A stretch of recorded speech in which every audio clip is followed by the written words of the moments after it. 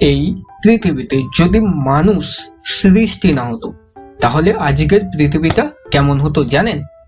কোনো শহর থাকতো না, কোনো রাস্তা থাকতো না, কোনো ধোঁয়া থাকতো না, শুধু ঘন বন, খোলা নদী আর প্রাণীদের রাজত্ব। আজকের শহরগুলো হয়ে যেত জঙ্গলে ঢাকা ফাঁকা ধ্বংসাবশেষ।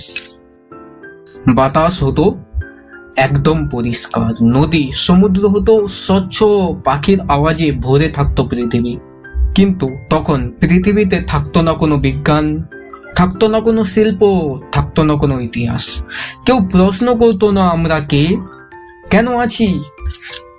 সুতরাং বুঝতেই পারছো, মানুষ প্রকৃতির শত্রু নয়, কিন্তু অবিবেচক মানুষই সমস্যার কারণ।